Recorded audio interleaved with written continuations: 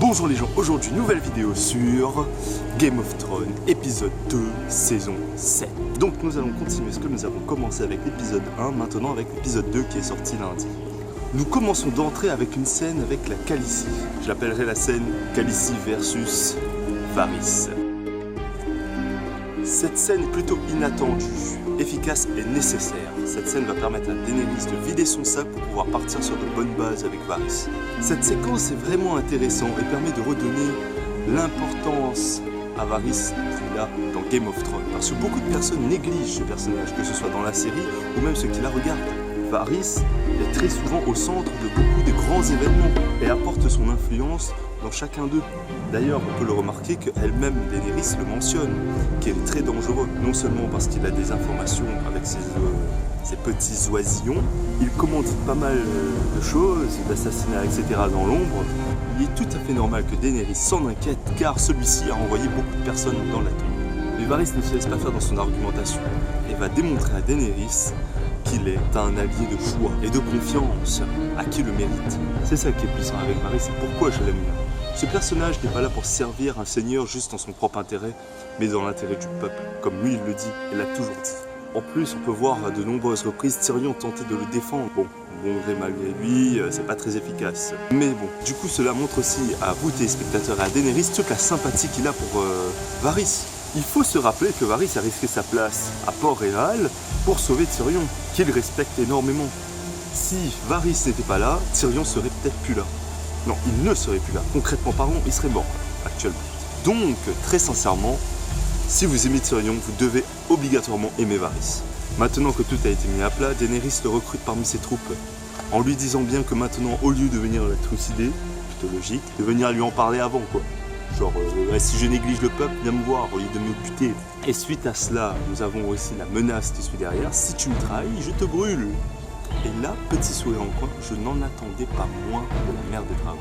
Et là, t'as le petit sourire des deux qui veut tout dire. Enfin bref, passons. Cette scène, elle était ouf. Suite à cela, nous avons une petite scène avec la prêtresse rouge Mélisandre qui arrive. Mais comment cette connasse a pu arriver là? Depuis tout en haut du nord, redescendre tout en bas, elle est arrivée comme ça, au calme. La prêtresse rouge n'arrive pas les mains vides, mais avec une prophétie. La prophétie qui aurait un prince ou une princesse qui viendrait sauver un peu tout le monde en gros, tu vois. C'est la question que tout le monde se pose. Daenerys ou Jon Snow? The King of the North or the Khaleesi? Très sincèrement, personnellement, je serais plutôt dans la team Khaleesi. Ah bon, ça c'est personnel. N'empêche, cette prophétie fait peur, car elle pourrait laisser penser à une confrontation des deux. Même si c'est pas dans l'ordre du jour, franchement, j'aimerais pas que les deux se confondent, parce que franchement, ils sont cool les deux. Très sincèrement, même si je préfère la Khaleesi, Jon Snow, c'est un bon, voilà, je l'adore aussi. Vous sentez que les pièces du puzzle sont en train de se rassembler au fur et à mesure, et que ça prépare quelque chose de très lourd, très lourd, vous le sentez là? Moi je le sens. Scène suivante, nous nous retrouvons avec Jon Snow, Sansa et Sir Davos, si je ne me trompe pas de nom. Et donc cette scène fait suite à la réception de corbeaux venant tout droit de Pédragon, envoyé par Tyrion.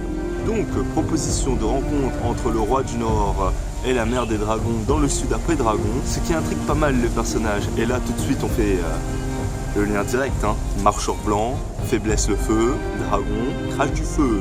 Et là tout de suite la solution la plus évidente qu'on avait depuis le début, les dragons vont niquer les marcheurs blancs. Donc Jon Snow le sort, il faut qu'il aille la rencontrer quoi. Repensez puzzle, vous voyez là? Puzzle. Scène suivante, nous nous retrouvons à Port-Réal avec Cersei qui tente sur son trône d'avoir de nouveaux alliés, notamment les Tarly qui font partie des troupes des Tyrell. Il faut se rappeler que la vieille qui était parmi les Tyrell s'est remontée contre la couronne de Cersei.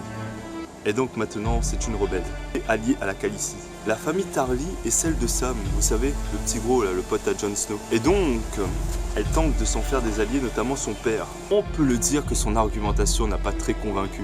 D'ailleurs, c'est pour ça que Jaime par la suite va tenter une approche un peu plus fine, un peu plus réfléchie, et donc va réussir plus ou moins à le convaincre. On peut donc voir maintenant que Cersei paye un peu les pots cassés de ses actions, car elle ne trouve pas beaucoup d'alliés.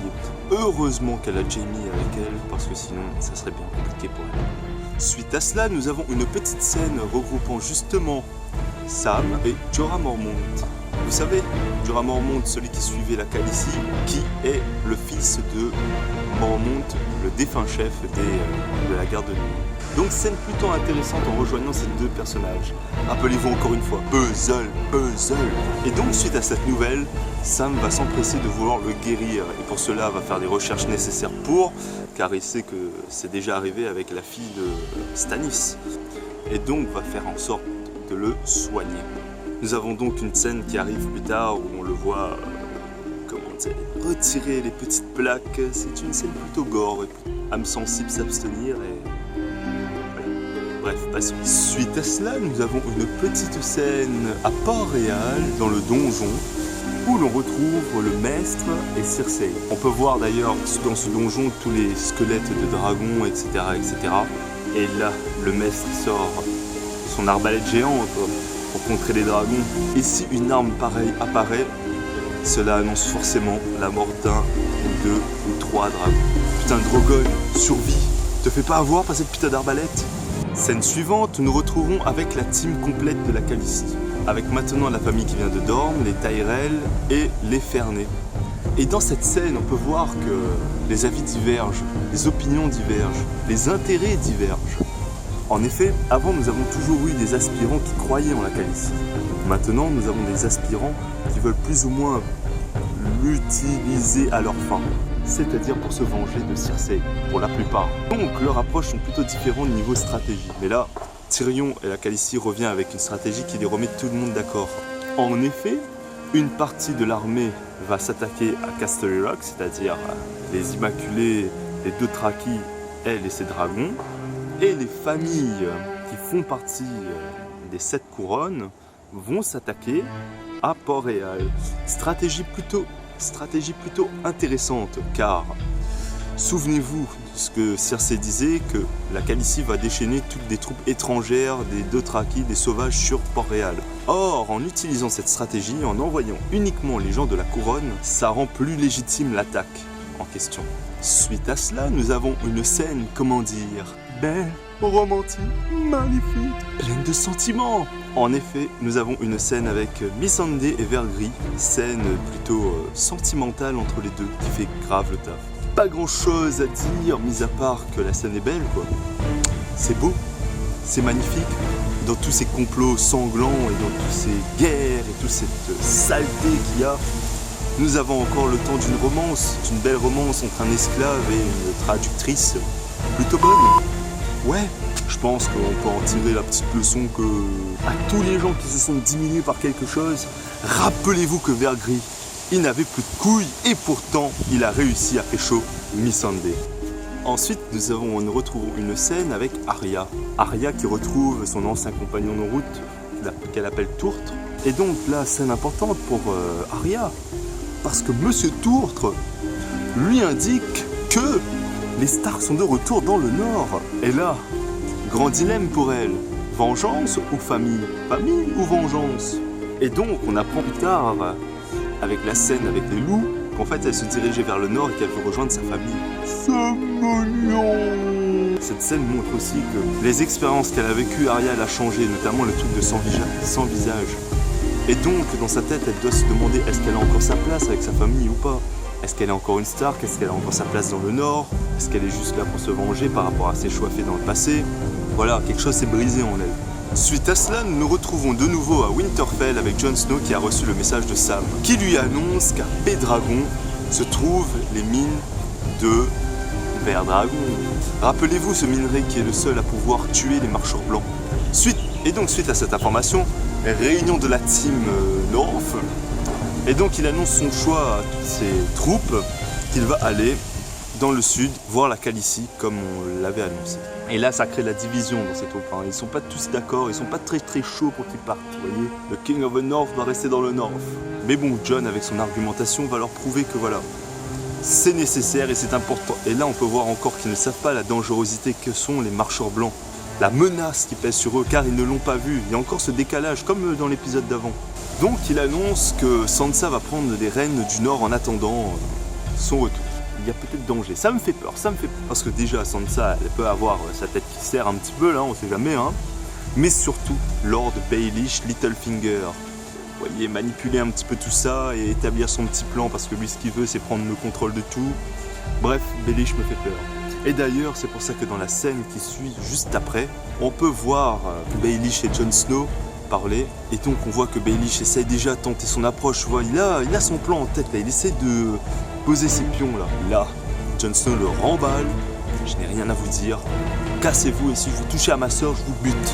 Franchement, je peux qu'applaudir. Je peux qu'applaudir sur cette action. Et donc nous nous retrouverons avec la scène finale de cet épisode avec la team Khaleesi.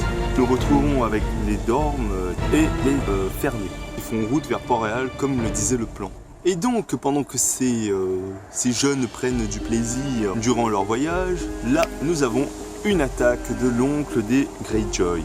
Et donc si je ne dis pas de conneries, face à toute la flotte des Greyjoy, il arrive avec un ou très peu de bateaux, mais genre des bateaux immenses.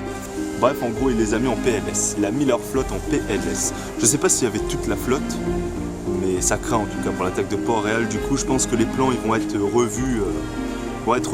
D'ailleurs, en faisant le lien avec l'arbalète, Port-Réal et c'est toute la flotte qui a été décimée, je pense qu'au final, la Khaleesi, suite au conseil de la vieille, va peut-être attaquer Port-Réal avec ses dragons. Et donc faire une grande bataille épique. Donc voilà pour l'épisode 2 saison 7 de Game of Thrones. Donc si ça vous a plu, n'hésitez pas à vous abonner par ici, de regarder dans la description par là tous les liens qu'il y a pour me suivre sur les réseaux sociaux. Et je vous dis à la prochaine pour le prochain épisode. Ciao.